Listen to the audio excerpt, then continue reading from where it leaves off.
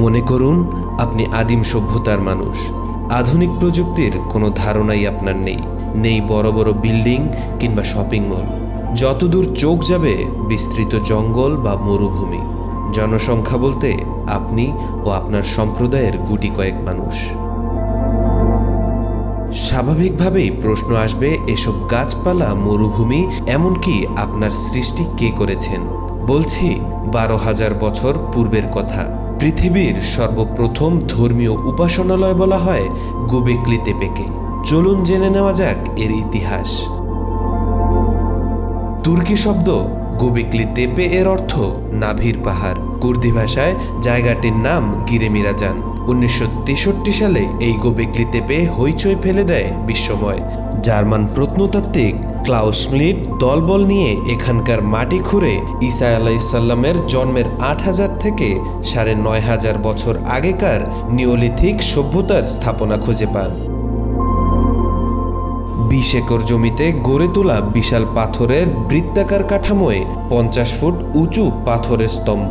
একে ঘিরে আছে আরও অনেক ছোট আয়তাকার স্থাপনা। ক্লাউস স্মিট বলেছিলেন, মানুষের তৈরি প্রথম উপাসনালয় খুঁজে পেয়েছি আমরা।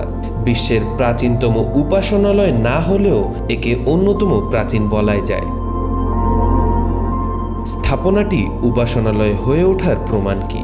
এখানে মানুষের কবর পাওয়া যায়নি, পাওয়া গেছে মাথার খুলি, হাড়ের টুকরো। প্রত্নতাত্ত্বিকদের ধারণা, প্রাচীন মানুষের উপাসনার প্রয়োজনেই মানুষের মাথার খুলির দরকার পড়েছিল। চারদিকে সাজিয়ে রাখা কিছু খুলিতে অলংকার দেখে মনে হয় এগুলো বিশেষ মর্যাদা সম্পন্ন মানুষের। 2018 সালে ইউনেস্কো একে মানব নির্মিত স্মৃতিস্তম্ভ স্থাপত্যের প্রথম প্রকাশগুলোর একটি উল্লেখ করে ঐতিহ্যবাহী স্থান হিসেবে স্বীকৃতি দেয়।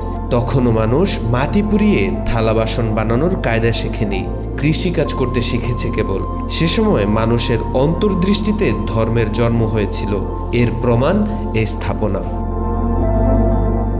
অনেক প্রশ্নের উত্তর এখনো মেলেনি, তবে তর্কের ঝড় উঠেছে তখন যখন ক্লাউস স্মিট একে মানুষের প্রথম উপাসনালয় বলেছিলেন। কৃষি সভ্যতায় মানুষ উপাসনালয় নির্মাণ করেছিল বলে ধারণা করা হতো। স্টোনহেঞ্জকে বলা হচ্ছিল প্রথম মেগালিথ। এরও 5,000 বছর আগেকার এই স্থাপনা কিভাবে মানুষ বানালো, সে রহস্য আজও উন্মোচন হয়নি। তাওফিকুল ইসলাম, আজকাল।